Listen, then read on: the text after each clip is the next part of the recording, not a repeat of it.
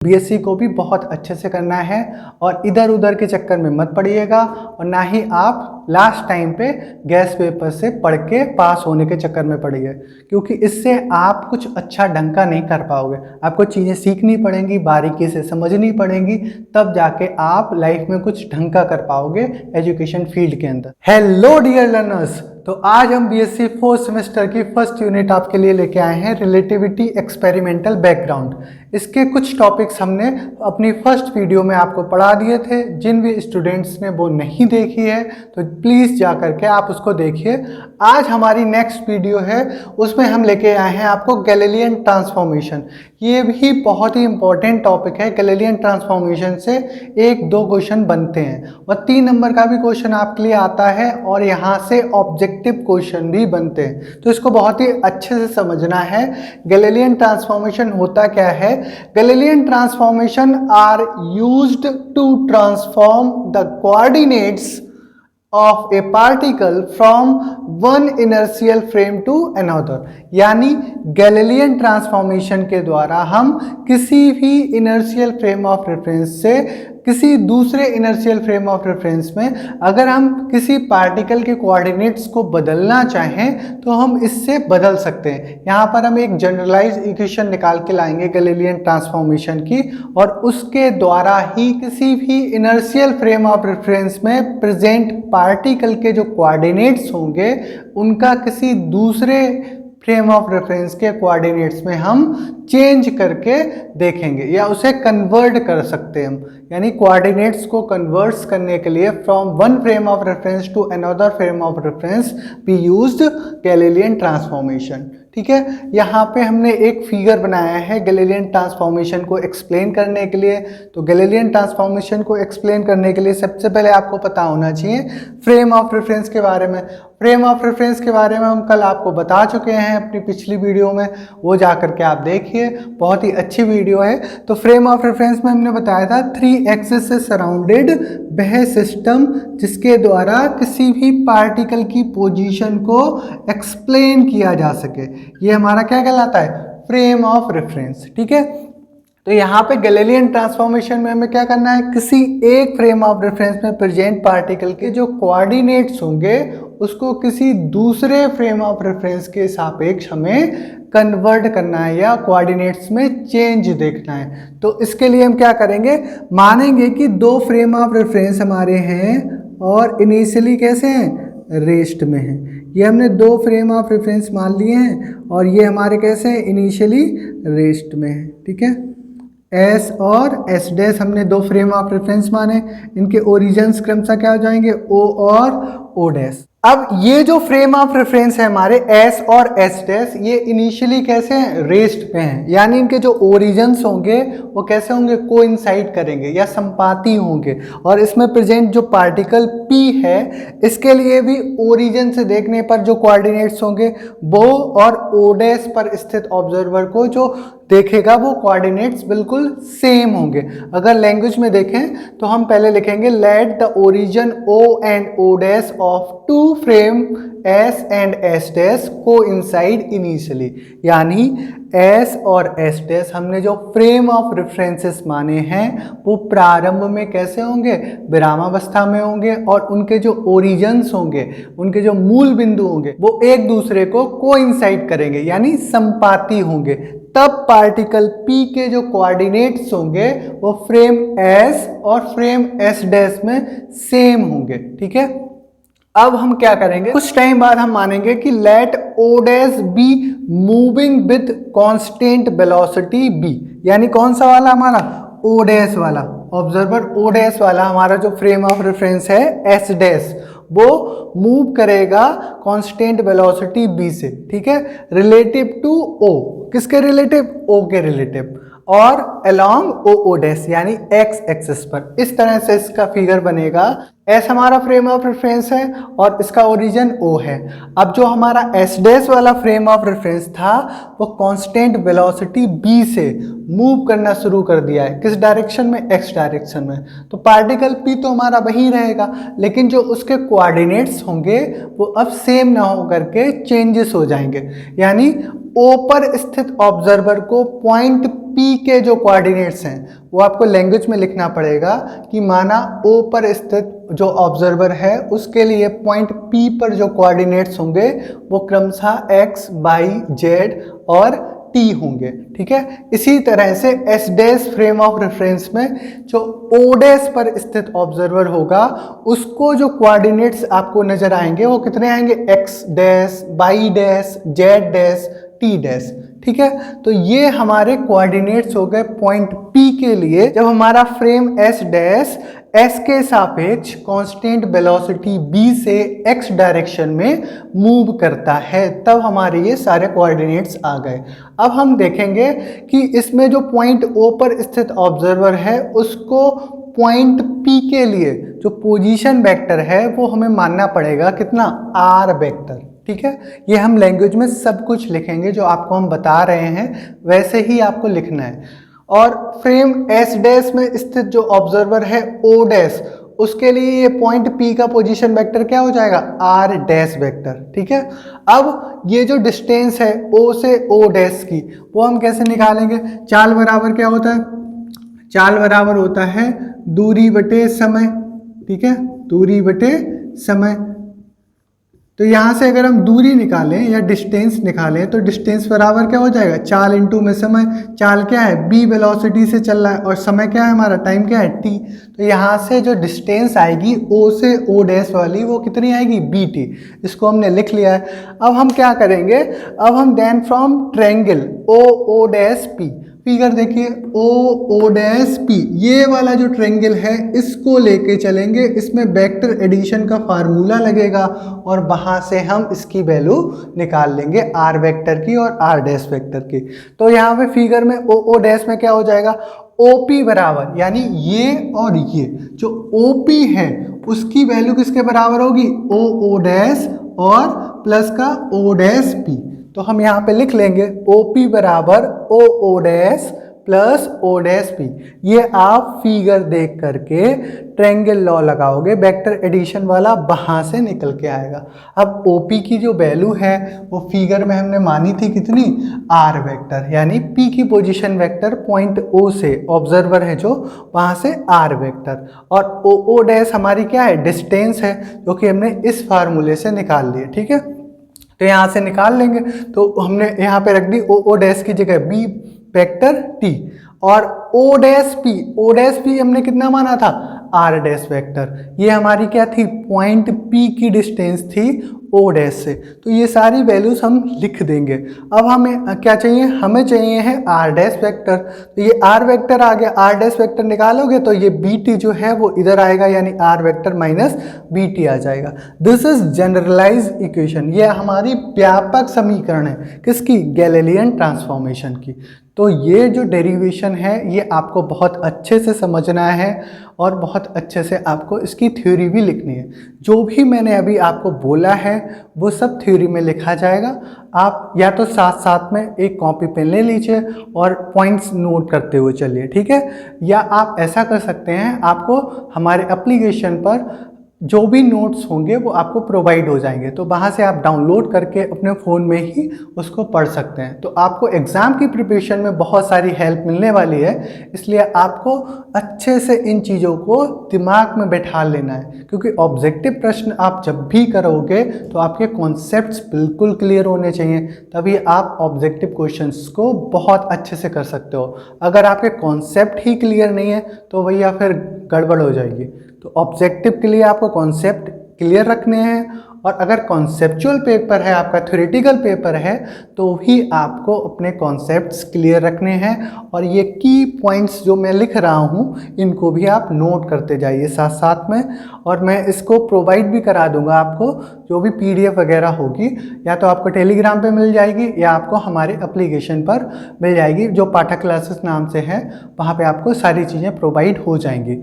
तो अब हम बात करेंगे, अगर गैलीलियन ट्रांसफॉर्मेशन में जो फ्रेम एस डैश है वो अगर एक्स डायरेक्शन में मूव करता है तब कौन से कोऑर्डिनेट्स चेंज होते हैं, और अगर वाई डायरेक्शन में मूव करता है तब कौन से कोऑर्डिनेट्स चेंज होते हैं। यानी किसी भी डायरेक्शन में अगर हमारा जो फ्रेम है वो मूव करेगा तब हमारी जो इक्वेशन में यानी कोऑर्डिनेट्स में जो चेंजेस आएंगे वो क्या क्या आएंगे। तो हम मान लेते हैं कि फ्रेम एस डैश जो है वो केवल हमारा एक्स डायरेक्शन में, फ्रेम एस डैश जो है हमारा केवल एक्स डायरेक्शन में मोशन करता है, केवल एक्स डायरेक्शन में मूव करता है। तब जो हमारा जो समीकरण निकल के आई थी ये भी गैलीलियन ट्रांसफॉर्मेशन की, तो वहाँ से जो कोऑर्डिनेट्स चेंज होंगे आर डैश वेक्टर बराबर आर माइनस वी टी से, वो कौन से, केवल एक्स वाला कोऑर्डिनेट चेंज होगा, वाई वाला भी नहीं चेंज होगा, जेड वाला भी नहीं होगा, और जो टाइम होता है वो हमारा फ्रेम ऑफ रेफरेंस पर डिपेंड नहीं करता, इस वजह से टाइम वाला कोऑर्डिनेट भी चेंज नहीं होगा। तो वहाँ से हम क्या लिख लेंगे, आर डैश वेक्टर की जगह क्या लिख लेंगे, केवल एक्स डायरेक्शन में मूव किया ना तो एक्स डैश बराबर क्या हो जाएगा, एक्स माइनस वी टी। यहाँ से इस वाली इक्वेशन से ये वैल्यू निकल के आएगी। जबकि वाई डैश वाला जो कोऑर्डिनेट है वो हमारा वैसा ही रहेगा, जेड डैश वाला भी वैसा ही रहेगा, जेड ही रहेगा, और टी डैश वाला जो कोऑर्डिनेट है यानी टाइम है वो फ्रेम ऑफ रेफरेंस पर डिपेंड नहीं करता। तो इस वजह से टी डैश बराबर क्या हो जाएगा, टी। ये हमारा गैलीलियन ट्रांसफॉर्मेशन की इक्वेशंस हो गई। ये हमारी फर्स्ट डाल दो, अगर इसको सेकंड डाल दो, ये थर्ड डाल दो और इसको फोर्थ, ये चारों इक्वेशंस हमारी क्या कहलाएंगी, गैलीलियन ट्रांसफॉर्मेशन इक्वेशन। यानी एक्स डैश वाले कोऑर्डिनेट को एक्स में चेंज करना, वाई डैश वाले कोऑर्डिनेट को वाई में चेंज करना, जेड डैश वाले कोऑर्डिनेट को जेड में चेंज करना और टी डैश वाले कोऑर्डिनेट को टी में चेंज करना, यही हमारा गैलीलियन ट्रांसफॉर्मेशन कहलाता है। ट्रांसफॉर्मेशन मतलब रूपांतरण, और गैलीलियन ने क्या किया था, किसी भी फ्रेम ऑफ रेफरेंस में जो ऑब्जर्वर था उससे पॉइंट पी के जो कोऑर्डिनेट्स थे उनको किसी दूसरे फ्रेम ऑफ रेफरेंस में स्थित ऑब्जर्वर के लिए जो चेंजेस हो रहे थे उसके लिए एक जनरलाइज्ड इक्वेशन लिखी और वहाँ से कोऑर्डिनेट्स में रिलेशन निकाल लिया। ठीक है, तो ये आपको बहुत अच्छे से पढ़नी है और आपको पता होना चाहिए कि गैलीलियन ट्रांसफॉर्मेशन के द्वारा क्या करते हैं, गैलीलियन ट्रांसफॉर्मेशन के द्वारा हम coordinates of A particle from another particle में चेंज करते हैं। ठीक है, कन्वर्ट करते हैं। तो नेक्स्ट इसी से रिलेटेड एक क्वेश्चन है गैलीलियन ट्रांसफॉर्मेशन से और वो बहुत ही इम्पॉर्टेंट है, तो उसको भी आप अच्छे से पढ़ लीजिए, कराते हैं इसको भी। ये जो नेक्स्ट क्वेश्चन है हमारा ये भी गैलीलियन ट्रांसफॉर्मेशन से है और ये बहुत ही इम्पॉर्टेंट क्वेश्चन है। ये यूनिवर्सिटी के एग्ज़ाम में कई बार आ चुका है, यानी रिटन एग्ज़ाम के लिए बहुत इंपॉर्टेंट क्वेश्चन है और हो सकता है इससे एक दो ऑब्जेक्टिव भी बन जाए, तो आपको बहुत अच्छे से समझना है। क्वेश्चन है, use Galilean transformation to prove that the distance between 2 points x1/1 z1 and x2/2 z2 is invariant यानी नहीं बदलती है इन 2 इनर्शियल फ्रेम्स, यानी 2 फ्रेम ऑफ रेफरेंस में या 2 इनर्शियल फ्रेम ऑफ रेफरेंस में जो डिस्टेंस है बिटवीन 2 पॉइंट्स की वो हमारी कैसी रहती है, इनवेरिएंट रहती है गैलीलियन ट्रांसफॉर्मेशन के लिए। ये हमें प्रूव करके दिखाना है। तो हम क्या करेंगे, सबसे पहले हम 2 फ्रेम ऑफ रेफरेंसेस मानेंगे S और S डैश, इनके ऑब्जर्वर क्रमशः O और O डैश होंगे। इनिशियली ये रेस्ट में होंगे और कुछ टाइम बाद फ्रेम S डैश S के सापेक्ष B वेलोसिटी से O डैश यानी X डायरेक्शन में मोशन करना या मूव करना शुरू कर देगा। तब फ्रेम S पर स्थित ऑब्जर्वर O को किन्हीं 2 पॉइंट्स P और Q इनके कोऑर्डिनेट्स रिस्पेक्टिवली फॉर S के लिए P और Q के कोऑर्डिनेट्स, P के कोऑर्डिनेट्स क्या नजर आएंगे, x1 y1 z1, ये मानना पड़ेगा। ठीक है, और Q के कोऑर्डिनेट्स हमारे क्या हो जाएंगे, x2 y2 z2। ठीक, ऐसे ही S dash frame of reference के लिए जो कोऑर्डिनेट्स होंगे वो कितने कितने नजर आएंगे, पॉइंट P के लिए हमारे x1 dash y1 dash z1 dash, ऐसे ही Q पॉइंट के लिए x2 डैश बाई 2 डैश और Z2 डैश, ये आपको लिखना पड़ेगा अपनी थ्योरी में, लैंग्वेज में, कि दो फ्रेम ऑफ रेफरेंस S और S dash inertial frame of references हैं जिनके ओरिजिन्स रिस्पेक्टिवली O और O डैश हैं। प्रारंभ में ये विरामावस्था में थे और फिर कुछ समय बाद ये S dash frame of reference B velocity से मोशन करना शुरू कर देता है। तो फ्रेम S में स्थित ऑब्जर्वर O को किन्हीं 2 पॉइंट्स के जो हमारे कोऑर्डिनेट्स हैं वो respectively S frame of reference के लिए x1 y1 z1 और Q के लिए x2 y2 z2 हैं, ये मानना पड़ेगा आपको। और फिर आप मानोगे कि फ्रेम S डैश में प्रेजेंट ऑब्जर्वर O डैश को इन्हीं पॉइंट P और Q के जो कोऑर्डिनेट्स हैं वो respectively x1 dash y1 dash z1 dash and x2 dash y2 dash and z2 dash दिखाई देते हैं, ठीक है। तब हम फ्रेम S के लिए for frame S the distance between 2 points, ठीक है। तो हमारी क्या हो जाएगी डिस्टेंस, कैपिटल L से डिनोट करेंगे, L बराबर हो जाएगा अंडर रूट x2 S के लिए x2 माइनस x1 का होल ऑफ स्क्वायर, ठीक है, प्लस y2 माइनस y1 का होल ऑफ स्क्वायर, ठीक है, और z2 माइनस z1 का whole of square plus z2 minus z1 का होल ऑफ स्क्वायर। ये हमारी डिस्टेंस हो गई किसके लिए, फ्रेम S में स्थित ऑब्जर्वर O के लिए पॉइंट P और Q के बीच की डिस्टेंस हमने कितनी मानी, L बराबर आ जाएगी under root x2 minus x1 का whole of square plus y2 minus y1 का whole of square plus z2 minus z1 का होल ऑफ स्क्वायर। ये हमारी फ्रेम S के लिए पॉइंट P और Q के बीच की डिस्टेंस निकल के आई।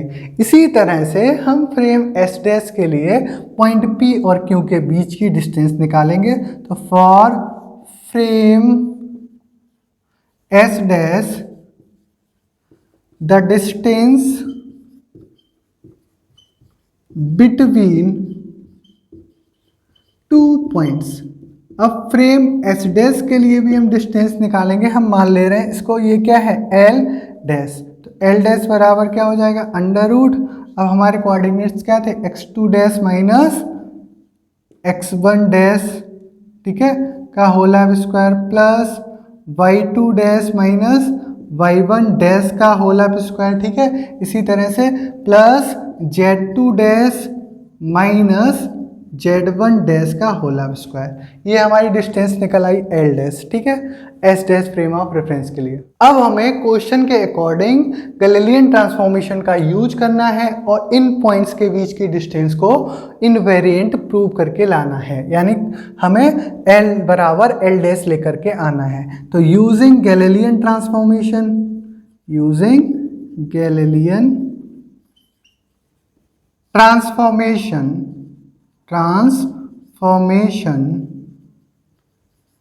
इक्वेशन, हम गैलीलियन ट्रांसफॉर्मेशन इक्वेशन का यूज करेंगे, ठीक है। यानी जो x2 डैश वाले कोऑर्डिनेट्स हैं, जो डैश वाले कोऑर्डिनेट्स हैं, उनको चेंज करेंगे गैलीलियन ट्रांसफॉर्मेशन से। तब क्या हो जाएगा, तब हमारा x2 डैश बराबर हमारा x2 माइनस VT हो जाएगा, ठीक है, गैलीलियन ट्रांसफॉर्मेशन से। ऐसे ही x1 डैश बराबर हो जाएगा x1 माइनस VT और y1 और y2 वाले कोऑर्डिनेट्स वैसे ही रहेंगे। तो हम चाहे तो डायरेक्ट यूज कर सकते हैं, चाहे आपको इस तरह से लिख के देख लो कि x2 डैश बराबर x2 minus VT, x1 dash बराबर x1 माइनस VT और y2 डैश हमारा हो जाएगा केवल y2 और y1 डैश हमारा हो जाएगा y1 और यहाँ से z2 डैश हमारा z2 और z1 डैश बराबर हो जाएगा z1, ठीक है। ये सारी वैल्यूज अब आप उठा करके यहाँ पे जगह रख दीजिए। तो आपको x2 डैश की जगह क्या रखना है, x2 माइनस वी टी, और x1 डैश की जगह क्या रखना है, x1 माइनस वी टी। इसी तरह से y2 डैश की जगह y2, y1 डैश की जगह y1, z2 डैश की जगह z2 और z1 डैश की जगह z1। यही हमारे गैलीलियन ट्रांसफॉर्मेशन इक्वेशंस थी और इन्हीं का हमें यूज करके इस बात को प्रूफ भी करना है। तो मैं इसको डायरेक्ट यहाँ पे रख रहा हूँ, को बता दिया है कि किस तरह से ये निकलेंगी। तो यहाँ पे अगर डायरेक्ट यूज़ करें इसको, अब लिखने की ज़रूरत नहीं है मुझे, आप लिख सकते हो वहाँ पे, ठीक है। तो एल डैश बराबर क्या हो जाएगा, अंडर रूट, ठीक है, x2 डैश की जगह हमें क्या रखना है, x2 माइनस वी टी, ठीक, फिर माइनस x1 डैश की जगह क्या रखना है, x1 माइनस वी टी, और माइनस पहले का है तो क्या हो जाएगा x1 प्लस वी टी, ठीक है, इस माइनस की वजह से। तो x1 प्लस बी टी का होल ऑफ स्क्वायर, प्लस ऐसे ही हमारा बाई टू डैश की जगह आप वैल्यू रख दीजिए, तो कितनी बाई टू केवल, माइनस का y1 क्योंकि बाई डायरेक्शन में तो चला ही नहीं है, इसी तरह से z2 और माइनस z1 और होल ऑफ स्क्वायर, ठीक है। अब ये देखो इसमें माइनस बी टी और ये प्लस बी टी, ये क्या हो जाएंगे, कैंसिल आउट हो जाएंगे, काट दो, बिल्कुल नफरत से काटो, बी टी से बी टी खत्म, जो बचा हुआ है वो लिख दो। तो क्या बचा हमारा, एल डैश बराबर अंडर रूट, क्या बचा भैया, x2 माइनस x1 का whole of square, whole of square देखो लगाना है फिर चक्कर में पड़ जाओ, प्लस y2 माइनस y1 का होल ऑफ स्क्वायर और z2 माइनस z1 का होल ऑफ स्क्वायर। देखो देखो देखो किससे मिला, देखो किससे मिला, L से, ठीक है। इसको आप अगर इक्वेशन 1 डालना चाहो तो डाल सकते हो। तो हमारी इक्वेशन 2 जो आई है वो बिल्कुल सिमिलर है किसके, समीकरण 1 के, इक्वेशन 1 के। हेंस प्रूव दैट, ऐसे लिख सकते हैं, फ्रॉम इक्वेशन 1 एंड 2, ठीक है, 1 एंड 2 क्या हो जाएगा, L is equal to L dash, ये हमारा प्रूव हो गया। जो क्वेश्चन था कि गैलीलियन ट्रांसफॉर्मेशन का यूज करो और जो डिस्टेंसेस होती हैं किन्हीं 2 पॉइंट्स के बीच की वो कैसी रहती हैं, इनवेरिएंट रहती हैं, वो बात हमने प्रूव कर दी। तो ये बहुत ही अच्छा क्वेश्चन था, आप बहुत अच्छे से तैयार कर लीजिए। आई होप कि आप लोगों ने अपने माइंड को बिल्कुल क्लियर कर लिया होगा इस बार कि अगर आपके थ्योरेटिकल एग्जाम होंगे फिर भी आपको बहुत अच्छे से प्रिपेयर करना है, और अगर ऑब्जेक्टिव होंगे तो इस बार तो बिल्कुल अच्छे से प्रिपेयर करना है। उसके लिए कॉन्सेप्ट्स अच्छे से क्लियर करने हैं और ऑब्जेक्टिव्स बनाने शुरू करने हैं। तो अभी से आप लग जाइए, टाइम ज़्यादा नहीं है, इसके इंतजार में मत रहना कि कल परसों, ऐसा कुछ भी नहीं है। आज से अगर आप अपनी प्रिपरेशन शुरू नहीं करेंगे तो आप लेट हो जाएंगे। फिर जैसे अभी आपने 3rd सेमेस्टर के एग्ज़ाम्स दिए थे जल्दबाजी में, ऐसे ही आपकी निकलेगी बीएससी, और फिर भैया बीएससी के बाद आप क्या करोगे ये आप ही जानते होगे, ठीक है। तो बीएससी को भी बहुत अच्छे से करना है और इधर उधर के चक्कर में मत पड़िएगा, और ना ही आप लास्ट टाइम पे गैस पेपर से पढ़ के पास होने के चक्कर में पड़िए, क्योंकि इससे आप कुछ अच्छा ढंग का नहीं कर पाओगे। आपको चीज़ें सीखनी पड़ेंगी, बारीकी से समझनी पड़ेंगी, तब जाके आप लाइफ में कुछ ढंग का कर पाओगे एजुकेशन फील्ड के अंदर। तो जल्द ही मिलते हैं अपनी नेक्स्ट वीडियो में, तब तक के लिए keep learning, keep growing, thank you.